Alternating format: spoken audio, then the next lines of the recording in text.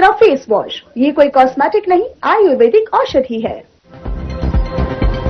गुरु तेग बहादुर के 350वें शहीदी दिवस को समर्पित यात्रा का शुभारंभ सीएम नायब सिंह सैनी ने की शिरकत। कहा, उनके बलिदान को जन जन तक पहुंचाना है हरियाणा सरकार का प्रयास।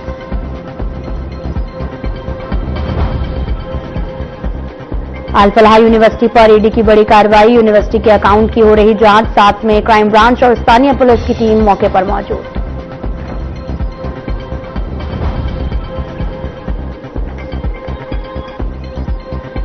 आतंकी उमर नमी का एक नया वीडियो जारी, वीडियो में उमर ने की सुसाइड बॉम्बिंग की पैरवी। धमाके से पहले आतंकी उमर ने बनाया था वीडियो।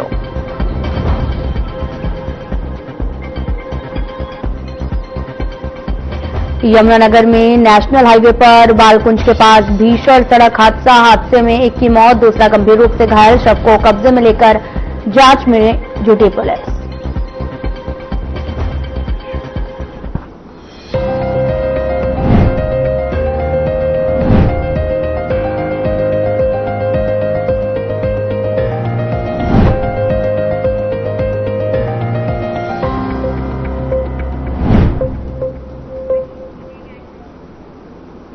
नमस्कार, मैं हूं आपके साथ अंकिता पाल और आप सभी का मसला में स्वागत है। दिल्ली में लाल किला के पास में 10 नवंबर को आत्मघाती हमला करने वाले आतंकी डॉक्टर उमर का नया वीडियो सामने आया। मीडिया रिपोर्ट्स के मुताबिक ये वीडियो आतंकी ने ब्लास्ट से पहले बनाया था।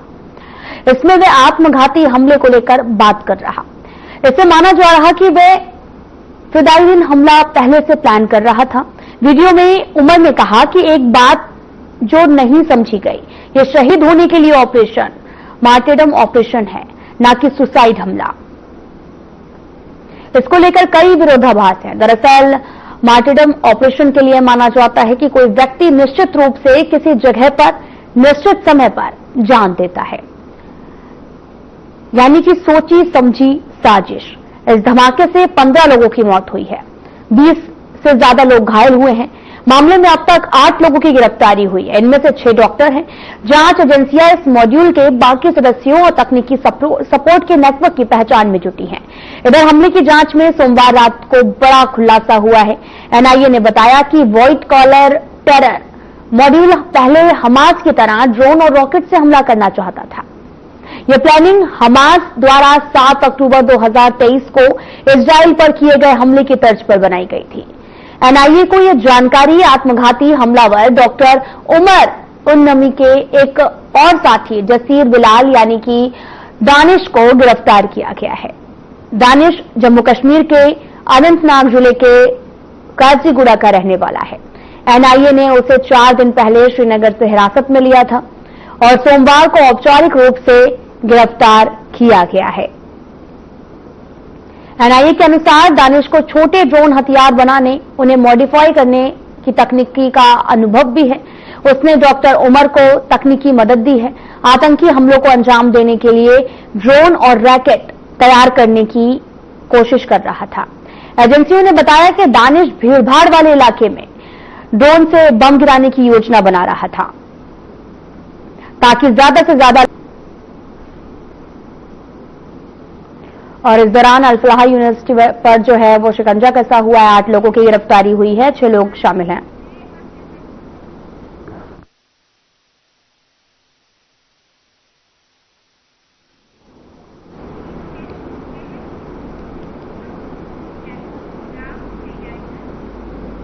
तो लगातार छापेमारी जारी है। 30 ठिकानों पर आज रेड की गई है। इसी पर बात करने के लिए हमारे साथ कांग्रेस प्रवक्ता नीरज गुप्ता, बीजेपी से रामराजी शर्मा और वरिष्ठ पत्रकार मनोज कुमार जुड़ चुके हैं।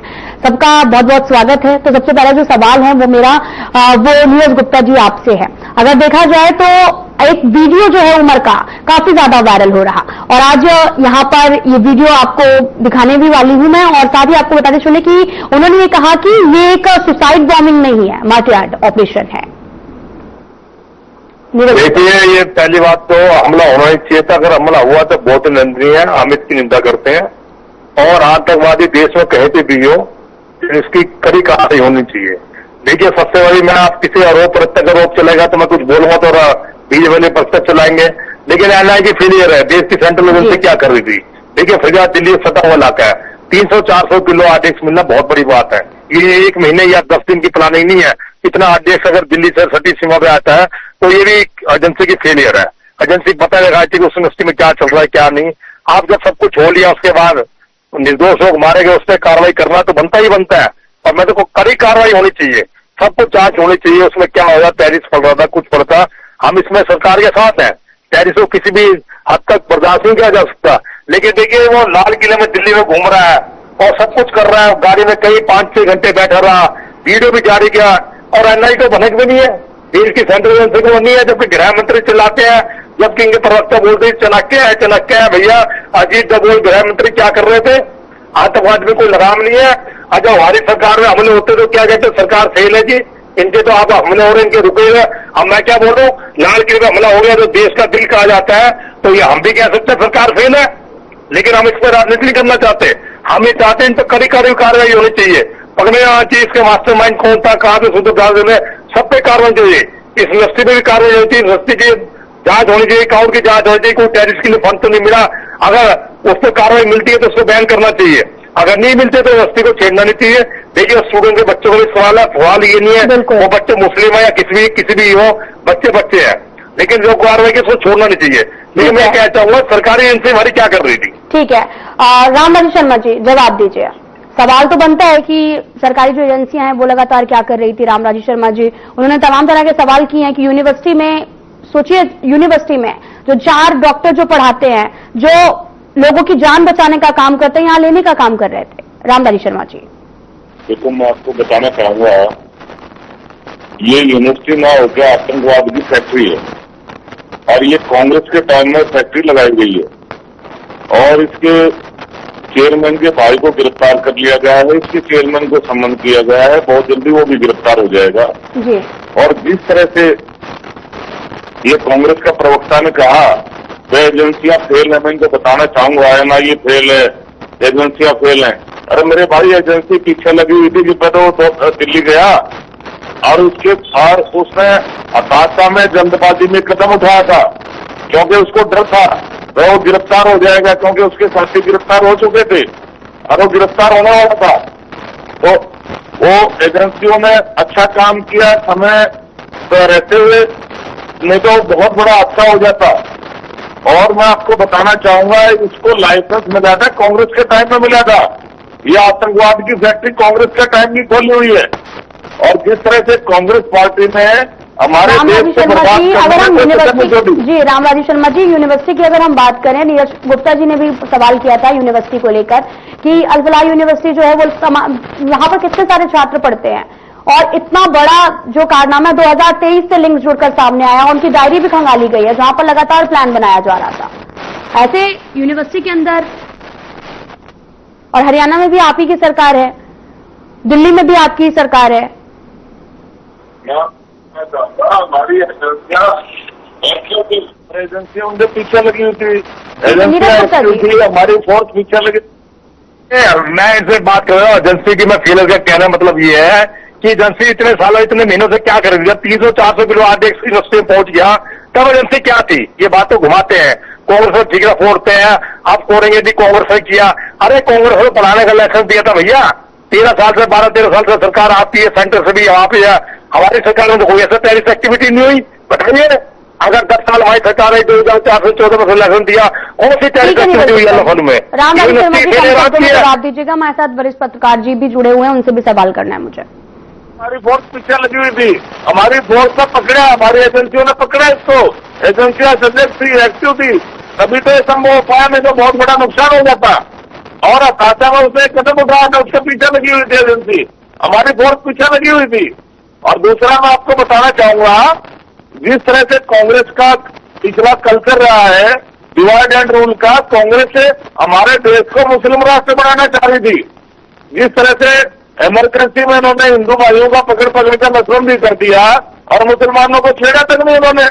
इनका मतलब ये था अल्पसंख्यक बहुसंख्यक हो जाए, बहुसंख्यक अल्पसंख्यक हो जाए, भारत मुस्लिम राष्ट्र हो जाए।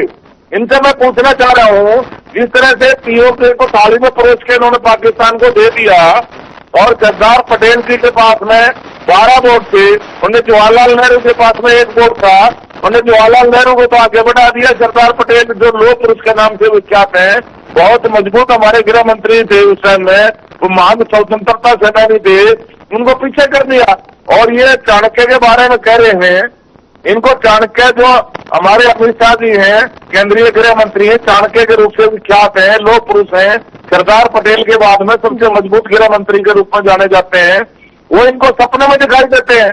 बिहार चुनाव में हमारे चाणक्य जी की विशेष भूमिका रही, मोदी जी का ठीक है प्रचार मोदी जी का आशीर्वाद। हमारे साथ में मनोज कुमार जी जुड़े हुए हैं। मनोज जी, मेरा सवाल आपसे ये है कि अगर देखा जाए यूनिवर्सिटी की बात की जाए तो यूनिवर्सिटी में जो डॉक्टर हैं, जो लोगों के बचाने का काम करते हैं, एमबीबीएस के छात्रों को पढ़ाते हैं, और इस दौरान ऐसे कारनामे यूनिवर्सिटी के अंदर हो रहे हैं, तो क्या किस ओर इशारा करता है? और लगातार छात्रों को भी शामिल किया जाता है, और ये भी निकलकर सामने आ रहा है जो महिलाएं तलाकशुदा हैं या जो महिलाएं बाहर रहती हैं, अपने घर से दूर रहती हैं, उनको निशाना बनाया जा रहा था, और लगातार बम बनाने के भी जो टेक्निक है वो भी बताई जा रही थी। जी, आप सही बता रहे हैं। ये मुझे लग रहा है बहुत ही अनफॉर्चुनेट इंसिडेंट हुआ, क्योंकि यूनिवर्सिटी एक एजुकेशन सेंटर होता है, वहाँ पे बच्चों को नर्चर किया जाता है और वहाँ पे सभी सेक्शंस के लोग पढ़ते हैं और कोई पर्टिकुलरली कोई आइडियोलॉजी नहीं होता है। तो मुझे ऐसा लग रहा है कि हमें NIA और जो भी सिक्योरिटी एजेंसीज के लोग जो इसमें इन्वॉल्व थे, उन्होंने बखूबी बहुत बढ़िया काम करते हुए घटना घटने से पहले ही जो है इस तरह के इंसिडेंट को एक्सपोज किया। और मुझे ऐसा लगता है कि ये बहुत बड़ी कामयाबी है, और मुझे ऐसा लग रहा है कि आने वाले समय में और इन्वेस्टिगेशन होगा तो रिवील होगा कि इसमें कौन कौन लोग इन्वॉल्व थे। और एक समय था कि नॉर्मली जो कम पढ़े लिखे लोग होते थे, जो ज्यादा से ज्यादा एस्पायर होते थे, वो एक टेररिस्ट ऑर्गेनाइजेशन में किसी न किसी रूप में भटके हुए लोग जो होते थे, नॉर्मली वो इन्वॉल्व होते थे। लेकिन इस तरह की जो बात आई है कि यूनिवर्सिटी में लोग जो काम करते हैं और एकेडमिक में इन्वॉल्व रहते हैं, बच्चों को एक का फ्यूचर बनाते हैं और नेशन बिल्डिंग का काम करते हैं। हमारा एजुकेशन जो सेंटर होता है, इंस्टीट्यूट होता है, वो एक नेशन बिल्डिंग का काम करता है। लेकिन ये घटना जो है समय रहते मुझे लगता है एक्सपोज हुआ है, ये बहुत बड़ी कामयाबी है। और मुझे ऐसा लगता है कि यहाँ अगर आतंकवादी घटना का मामला आता है या टेररिस्ट का अगर बात आती है, तो सभी पॉलिटिकल पार्टीज को सामूहिक रूप से एक साथ होकर के कंडेम करते हुए और क्या क्या इसमें और काम किया जा सकता है ताकि इस तरह की घटना को रोका जा सके। मुझे लगता है सबको इन्वॉल्व होकर इस तरह का काम करना चाहिए। मनोज जी, आपसे ये भी जानना चाहेंगे, अगर फंडिंग की बात की जाए, क्योंकि इतना बड़ा मॉड्यूल जो चल रहा था बिना फंडिंग के तो नहीं चल रहा होगा, तो क्या लगता है फंडिंग पर भी बड़े जो प्रश्न हैं वो खड़े हो रहे हैं? सही बात बता रहे हैं कि फंडिंग बहुत बड़ा रोल अदा करता है, क्योंकि कोई भी अपना पैसा लगा करके इस तरह का काम नहीं कर सकता है, क्योंकि इसमें बहुत ही ह्यूज अमाउंट मनी का इन्वॉल्वमेंट होना बहुत जरूरी है, ताकि जो भी मिसगाइडेड लोग हैं उसको कैसे अट्रैक्ट किया जा सकता है और रिलीजन के नाम पे पैसा देने के नाम पे। तो नॉर्मली जो है वो ऐसा होता ही है।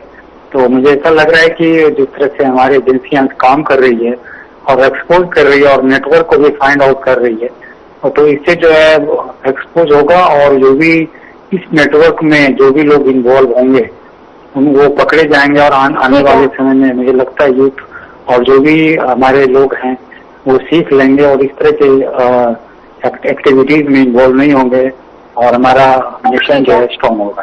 ठीक है मनोज कुमार जी, हमारे साथ बने रहिए। मैं एक वही वाला वीडियो प्ले करना चाहती हूँ जो उमर ने बनाया था। इस वीडियो में आप देख सकते हैं कि कैसे आइडियोलॉजी जो है वो सेट कर रहा है, वो पहले से ही प्री प्लान था। तो मैं चाहूंगी कि ये वीडियो को प्ले किया जाए। A very misunderstood concept is concept of what has been labeled as suicide bombing. It is martyrdom operations, and it is being known in Islam.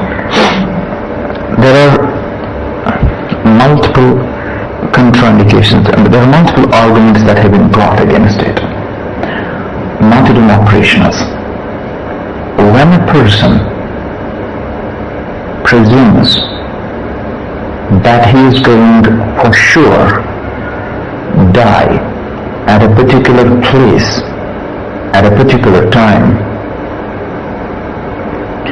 he goes against the presumption that a particular is going to die in a particular situation. It's not, we don't have situation. तो जैसा ये video देखा तो मैं ये सवाल करना चाहूंगी मनोज कुमार आपसे कि देखा जाए तो वो मार्टरडम खुद को कहकर संबोधित कर रहा और साथ ही ये भी कहा जा रहा है कि अगर देखा जाए तो लगातार बड़े स्तर पर जो है वो जागरूकता अभियान चलाना चाहिए क्योंकि पढ़े लिखे लोग ऐसी बातें कर रहे हैं। मनोज कुमार जी, आप सही बात बोल रहे हैं और ऐसा भी देखा गया है इन्वेस्टिगेशन के दौरान कि मदरसा में और कोई भी माइनॉरिटी इंस्टीट्यूट्स होते हैं जो एजुकेशन के नाम पे, एजुकेशन प्रमोशन के नाम पे नॉर्मली जो है फंडिंग होता है डिफरेंट कंट्री से।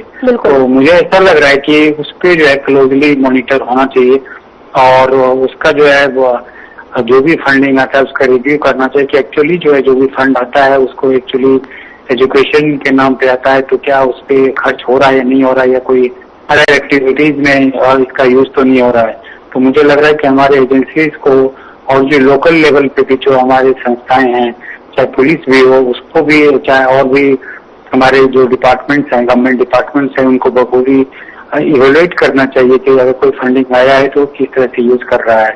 तो मुझे लग रहा है ये सब चीज पे अगर ध्यान दिया जा सकता है तो इस पे कंट्रोल किया जा सकता है। आज देखिए सूचना तंत्र का युग है और इसमें बखूबी लोग घर में बैठे बैठे भी कहाँ लोग से जुड़ जाते हैं, उनका इंटरेक्शन किससे नहीं है। मुझे लग रहा है इसमें पेरेंट्स का भी और फैमिली मेंबर्स का भी जो है रोल बढ़ जाता है कि उनके बच्चे या उनके रिलेटिव्स चाहे बड़े भी क्यों ना हो वो किनसे बात करते हैं। ये भी जो है थोड़ा ध्यान देना चाहिए ताकि जो है हम इस तरह के इंसिडेंट्स को रोक सकते हैं। नॉर्मली जो है मिसगाइडेड लोग होते हैं इंटरनेट के थ्रू या किसी चैट के थ्रू या व्हाट्सएप या फेसबुक थ्रू जो भी हमारे सोशल नेटवर्क साइट्स हैं उससे जुड़ जाते हैं और कंटिन्यूस जुड़ने के बाद इस तरह का प्रलोभन अगर कहीं से आता है तो इन्वॉल्व हो जाता है। तो मुझे लग रहा है कि इससे भी जो है स्ट्रिक्टली मॉनिटर करना चाहिए जो साइबर सेल में जो काम करते हैं हमारे ऑफिशियल्स। ठीक है नीरज गुप्ता जी, इस वीडियो को आपने भी देखा होगा, लगातार आप लोग सुरक्षा व्यवस्था पर भी सवाल उठाते हैं। अल-फलाह यूनिवर्सिटी में ईडी की रेड भी पड़ी है। नीरज गुप्ता जी, मैं चाहूंगा भी मैंने बीजेपी प्रवक्ता सुना, मैंने पहले कहा था ये व्यक्ति ये नहीं बोला कि सुरक्षा गारंटी देंगे हम कार्रवाई करेंगे। ये व्यक्ति नेहरू पे पहुंच गया, पटेल में पहुंच गया। इस व्यक्ति को बीजेपी को सारा दिन नेहरू दिखाई देते हैं, इसके काम के लिए भी नेहरू को जिम्मेदार मानता है। अरे बोलो आप देखो दिल्ली कैपिटल है, कैपिटल में बैठ के अगर वो वीडियो कॉन्फ्रेंसिंग कर रहा है, वीडियो में कोई बात बोल रहा है तो मैं तो कहूँगा सुरक्षा फेलियर है। क्या करोगी? अरे आपको तो सपने में भी नेहरू दिखाई देता है, पटेल दिखाई देता है। आपने एक बार भी ये नहीं, आपने एक बार भी ये नहीं करते हैं। या बिहार के चुनाव पहुंच गए, बिहार का चुनाव का इससे क्या लेना भाई? यहाँ टेरिस पे अल-फलाह यूनिवर्सिटी पे डिबेट है। अरे बिहार के चुनाव का क्या मतलब भाई? इतने कॉमन सेंस देखो, बिहार के चुनाव का इससे क्या मतलब है? और कभी पटेल ने पहुंचते, कभी नेहरू पहुंचते हैं। देखिए तो ये चनक्के कहते हैं, चनक्के पूरी तरह फेल है। और मैं तो इनसे ये कहूंगा और सख्त कार्रवाई होनी चाहिए और दिल्ली की सुरक्षा व्यवस्था होनी चाहिए, दिल्ली सुरक्षा टाइट होनी चाहिए। जब एक आतंकवादी बैठ के वीडियो बना रहा है दिल्ली में, इससे शर्म की क्या बात है? आपको बजाय एक दूसरे इल्जाम लगा के नेहरू पटेल पे इल्जाम लगाने के बजाय अपनी सुरक्षा व्यवस्था की करना चाहिए। आपको क्या लगता है ईडी की कार्रवाई जो है वो कैसी रहेगी? बिल्कुल ठीक है, सारी कार्रवाई करनी चाहिए। अगर कोई वहां कोई फंड मिलता है, असंवैधानिक फंड मिलता है, कोई बंद उसका कार्रवाई होनी चाहिए। हम साथ हैं बिल्कुल। और आतंकवाद से कड़े प्रहार की जरूरत है। अगर वहां कोई बाहर से फॉरेन फंडिंग हुई है किसी भी टेररिस्ट एक्टिविटी है तो इसे ठीक करना चाहिए। बिल्कुल काटी हुई कार्रवाई का हम समर्थन करते हैं, लेकिन उसके आड़ में कोई बेकसूर नहीं भरना चाहिए कि हजारों बच्चों को शिक्षा का सवाल है, हजारों बच्चे वहां पढ़ रहे हैं, उनका भी ध्यान रखा जाना चाहिए। ठीक है रामराजी शर्मा जी, नीरज गुप्ता जी ने तमाम तरह के सवाल उठाए हैं। उन्होंने कहा कि लगातार मिसिंग जो है वो हो रहा था, लगातार सुरक्षा पर भी सवाल उठाते आए हैं। विपक्ष हमेशा ही सुरक्षा पर सवाल उठाता है। उन्होंने कहा है कि हरियाणा में भी कानून व्यवस्था जो है वो विफल है और इस दौरान ऐसे जो मामले हैं वो सामने आ रहे हैं। अल-फलाह यूनिवर्सिटी में इस तरह के मामले जो हैं वो सामने आ रहे हैं जहां पर डॉक्टरों की गिरफ्तारी हुई है। आपकी सरकार क्या कर रही थी? राम राजेश शर्मा। देखो, मैं आपको बताना चाहूंगा, जिस तरह से विश्व के सबसे लोकप्रिय सांसद प्रधानमंत्री आदरणीय नरेंद्र मोदी जी की अगुवाई में हमारा देश आगे बढ़ रहा है। हर क्षेत्र में हम आगे बढ़ रहे हैं। रक्षा क्षेत्र में हम आत्मनिर्भर होने जा रहे हैं। आर्थिक दृष्टि से हम चौथे पायदान पाएंगे, बहुत जल्दी दूसरे तीसरे पायदान पाएंगे। एक भव्य ऐतिहासिक राम मंदिर का निर्माण हुआ है। धारा 370 और 35 से जम्मू कश्मीर से हटाई गई है, जो कांग्रेस ने लगाई थी। वक्फ बोर्ड संशोधन बिल एक कानून बन गया है। ये बड़े बड़े ऐतिहासिक फैसले हुए हैं। ऐसे हरियाणा में भी हमारे बहुत ही लोकप्रिय मुख्यमंत्री जन जन के चेते, छत्ती बिरादरी के मसीहा, 24 घंटे जनता की सेवा में समर्पित रहने वाले आदरणीय डॉक्टर नायब सिंह सैनी जी की अगुवाई में हमारा हरियाणा बहुत आगे बढ़ रहा है। लॉ एंड ऑर्डर के मामले में उन्होंने समय समय पर समीक्षा बैठक लेते रहते हैं। वो बहुत सख्त है इस मामले में। उन्होंने हमारे डीजीपी को सख्त आदेश दिया था और डीजीपी साहब ने अपराधी पकड़ो अभियान भी चला रखा है, मैं आपको बताऊं। और लगभग 3300 से ज्यादा अपराधी पकड़े भी जा चुके हैं। और हमारे फोर्स एक्टिव थी, हमारी पुलिस एक्टिव थी, तभी तो बड़ा हादसा होने से बच गया। ये भगवान ना जाने क्या पता कितना बड़ा हादसा हो सकता था। जिस मात्रा में उन्होंने ये इतना क्या नाम है असला इकट्ठा कर लिया था, इतनी विस्फोटक सामग्री इकट्ठी कर ली थी, ये तो पूरा फरीदाबाद क्या पूरा दिल्ली को जला सकता था, इतना तबाह कर सकता था। जी बिल्कुल। ये हमारी एजेंसियां, जैसा कि आपने सवाल किया कि बहुत बड़ा जो हादसा है वो हो सकता था। मनोज कुमार जी, आपसे मेरा ये सवाल है कि अगर देखा जाए तो ये जो ब्लास्ट है जिसमें से 12 लोगों की मौत हो गई है और कई लोग घायल भी हैं जिनका इलाज अभी भी अस्पताल में जारी है। मनोज कुमार जी, अगर देखा जाए तो ये ब्लास्ट जो है वो आइडियोलॉजी के हिसाब से हुआ है, जैसा कि आपने वीडियो में भी देखा, तो क्या लगता है इससे और भी बड़ा जो हमला है वो होने वाला था? मनोज कुमार जी।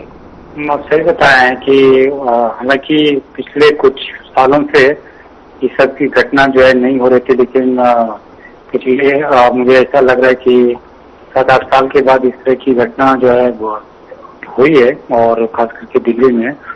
तो मुझे ऐसा लग रहा है कि ये बहुत ही अनफॉर्चुनेट इंसिडेंट है, और बखूबी जो है इसको कंडेम करते हुए और भी सुरक्षा एजेंसी जितने लगे हुए हैं, मुझे लग रहा है कि आने वाले समय में और डिटेक्ट करेंगे। और जिस तरह से यूनिवर्सिटी में जो पकड़े गए हैं और उनका जो सामने आया है, तो मुझे लग रहा है कि सुरक्षा एजेंसी काम कर रही है, और इस तरह के लोग अगर इन्वॉल्व होते हैं तो उसे बखूबी पहले आइडेंटिफाई करके उसको पनिश करना चाहिए। जो भी स्टूडेंट जो भी एक्शंस हैं और सेक्शंस हैं हमारे संविधान द्वारा और आईपीसी द्वारा और जो हमारे कानून है, उसमें जो बखूबी इस तरह का पनिशमेंट देना चाहिए, ताकि कोई जो है सोच भी ना सके कि इस तरह में कोई इन्वॉल्व हो सके। तो मुझे ऐसा लग रहा है कि इस तरह के नेटवर्क्स को फाइंड आउट करना और पूरे इंडिया में इसको जो है रिव्यू करना कि कहाँ कहाँ इसका नेटवर्क है। हालांकि हमारी सुरक्षा एजेंसियां चाहे मुंबई में हो, चाहे आज कश्मीर में हो, दिल्ली में हो, कोलकाता में हो, हर तरह का जो है इन्वेस्टिगेशन हो रहा है, और जहाँ भी इनका नेटवर्क जुड़ा हुआ है वहाँ पे आइडेंटिफाई किया जा रहा है। तो मुझे लग रहा है कि इस तरह का नेटवर्क को एक्सपोज करने से और जो भी इन्वॉल्व है अगर उनको पनिश किया जाए तो इसको जो है कंट्रोल किया जा सकता है। ये कोई बड़ी इशू नहीं है, क्योंकि हमारे जो भी ये लोग हैं, हमें यहाँ पे पढ़ाई लिखाई की है और वो भारत के ही वासी हैं, तो हो सकता है कि वो मिसगाइडेड हो गए किसी प्रलोभन में के रूप में, चाहे मनी हो चाहे आइडियोलॉजी भी क्यों ना हो, लेकिन उसको कंट्रोल किया जा सकता है अगर हम नेटवर्क को जहाँ जहाँ में भी इसका फैला हुआ है इसको आइडेंटिफाई करके अगर पनिश करते हैं, तो मुझे लग रहा है कि इसको कंट्रोल किया जा सकता है। और साथ ही जो है सभी ये इंडियन का एक रिस्पॉन्सिबिलिटी है कि हमारा भारत जो है कितना सिक्योर हो सुरक्षा के मामले में, ये सभी का उतना ही योगदान होता है जिसमें कई सुरक्षा कर्मी का होता है। तो मुझे लग रहा है कि ये सभी इंडियन का भी रिस्पॉन्सिबिलिटी है कि छोटा सा इश्यूज के लिए, आइडियोलॉजी के लिए भारत को इस तरह का वो चीज में इन्वॉल्व नहीं होना चाहिए।